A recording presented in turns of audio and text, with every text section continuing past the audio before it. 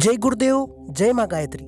प्रिय साधकों, क्या आपने कभी यह अनुभव किया है कि कोई साधक आज ही गायत्री मंत्र का जब आरंभ करता है और कुछ ही दिनों में उसके चेहरे का तेज बदलने लगता है? क्या सचमुच ऐसा संभव है या यह केवल कल्पना है? ऋषियों ने कहा है, जब सूर्य उदय होता है तो अंधकार यह नहीं पूछता कि मुझे हटने में कितना समय लगेगा, वह उसी क्षण हटना प्रारंभ कर देता है। ठीक उसी प्रकार जब साधक श्रद्धा से गायत्री जप प्रारंभ करता है तो उसके जीवन में भी कुछ परिवर्तन उसी क्षण प्रारंभ हो जाते हैं। हो सकता है साधक उन्हें देख न पाए, परंतु प्रकृति उन्हें स्पष्ट देख रही होती है।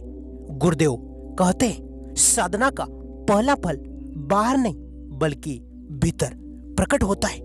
अधिकांश साधक यह भूल कर बैठते हैं। वे पहले चमत्कार खोजते हैं और भीतर होने वाले दिव्य परिवर्तन को अनदेखा कर देते हैं। फिर वे कहते हैं, मैंने जब तो किया पर कुछ हुआ ही नहीं। नहीं, ऐसा कभी नहीं होता। यदि श्रद्धा से एक भी गायत्री मंत्र बोला गया तो परिवर्तन अवश्य प्रारंभ होता है। साधकों, आज हम उन 3 परिवर्तनों की चर्चा करेंगे जो गायत्री जप प्रारंभ करते ही साधक के जीवन में जन्म लेने लगते हैं। परंतु तीसरा परिवर्तन इतना अद्भुत है कि यदि उसे समझ लिया जाए तो फिर जीवन भर आपका जप कभी रुकेगा नहीं। प्रिय साधकों, प्राचीन काल में भी अनेक साधक यही प्रश्न लेकर अपने गुरु के पास जाते थे। गुरुदेव, मैं प्रतिदिन जप करता हूँ, फिर भी मुझे कोई विशेष अनुभव क्यों नहीं होता? तब गुरुदेव मुस्कुराते हैं और कहते हैं, वत्स, जिस प्रकार बीज मिट्टी के भीतर पहले जड़ बनाता है, वैसे ही जब पहले आत्मा की भूमि में अपना स्थान बनाता है, वृक्ष बाद में दिखाई देता है। यही कारण है कि अधीर साधक बीच मार्ग में लौट जाते हैं और धैर्यवान साधक एक दिन स्वयं प्रकाश बन जाते हैं। साधकों, आज तुम्हें उस रहस्य को समझना है। ध्यान से सुनिए। गुरुदेव कहते हैं, गायत्री केवल एक मंत्र नहीं बल्कि चेतना को जागृत करने वाली दिव्य शक्ति है। जिस प्रकार सूर्योदय होते ही कमल अपने आप खिलने लगता है, उसी प्रकार गायत्री जप प्रारंभ होते ही साधक के भीतर 3 दिव्य परिवर्तन जन्म लेने लगते हैं। लेकिन उन्हें देखने के लिए बाहरी आंखें नहीं बल्कि भीतर की दृष्टि चाहिए। पहला बदलाव, मन का बोझ हल्का होने लगता है। यह परिवर्तन सबसे पहले होता है और अधिकांश साधक इसे पहचान नहीं पाते। साधक सोचता है, मेरी परिस्थितियां तो वैसे ही है, लेकिन वह यह नहीं देखता कि पहले जिस बात पर उसका मन कई दिनों तक व्याकुल रहता था, अब वही बात थोड़ी देर में शांत हो जाती है। यही गायत्री का प्रथम स्पर्श है। गुरुदेव जी कहते हैं, जब मन में प्रकाश प्रवेश करता है तब अंधकार अपने आप हटने लगता है।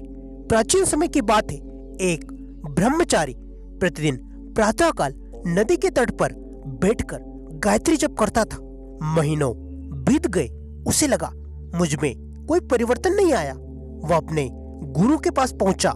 गुरु ने कहा, वत्स, आज से पहले छोटी सी बात पर तुम्हें क्रोध आ जाता था, आज वही क्रोध तुम्हारे द्वार तक आता है और लौट जाता है। क्या यह परिवर्तन नहीं है? ब्रह्मचारी मौन हो गया। उसने पहली बार अपने भीतर झांका। उसे अनुभव हुआ, सचमुच उसका मन पहले जैसा नहीं रहा। गुरुदेव कहते हैं, साधना का पहला चमत्कार मन की शुद्धि है, न कि संसार की सिद्धि। दूसरा बदलाव, विवेक जागने लगता है। गुरुदेव कहते हैं, यह परिवर्तन और भी अद्भुत है। पहले साधक हर आकर्षण के पीछे दौड़ता है, लेकिन गायत्री जप धीरे धीरे उसके भीतर एक दिव्य प्रश्न जगा देता है, क्या यह उचित है? यही विवेक है, यही ऋषियों की संपत्ति है। महर्षि विश्वामित्र का स्मरण कीजिए। कठोर तप के बीच कितनी परीक्षाएं आई, कितने आकर्षण आए, कितनी बाधाएं आई, किंतु अंततः विवेक जागा और वही विवेक उन्हें ब्रह्म ऋषि पद तक ले गया।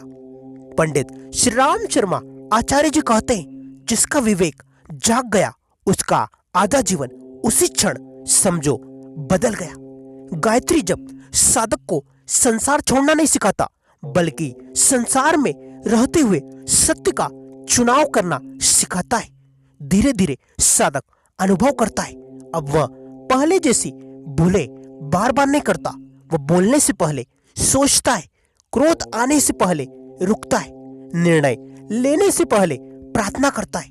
यही गायत्री का दूसरा वरदान है। अब शायद तुम समझ रहे हो, पर अभी सबसे बड़ा रहस्य शेष है। पहले दो परिवर्तन साधक को बदलते हैं, लेकिन तीसरा परिवर्तन साधक के पूरे भाग्य की दिशा बदलने की क्षमता रखता है।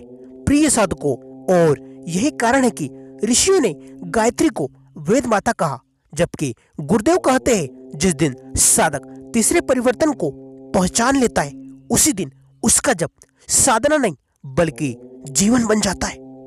अब उस तीसरे परिवर्तन की ओर बढ़ते हैं, जिसे ऋषियों ने गायत्री साधना का सबसे बड़ा वरदान कहा है। बहुत कम साधक इसे पहचान पाते, क्योंकि यह बाहर नहीं बल्कि आत्मा के भीतर घटित होता है। तीसरा बदलाव, ईश्वर पर विश्वास अटल होने लगता है। गुरुदेव कहते हैं, गायत्री जप का सबसे बड़ा फल यह नहीं है कि तुम्हारी परिस्थितियां बदल जाए, बल्कि यह है कि तुम्हारा विश्वास अडिग हो जाए। प्राचीन समय में एक युवा साधक अपने गुरु के आश्रम में रहता था। वो प्रतिदिन ब्रह्म मुहूर्त में उठकर श्रद्धा से गायत्री जप करता था। एक वर्ष बीत गया।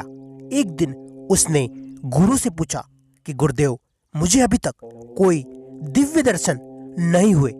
गुरु उसे आश्रम के बाहर एक विशाल वटवृक्ष के पास ले गए। उन्होंने पूछा, वत्स, यह वृक्ष कितना विशाल है?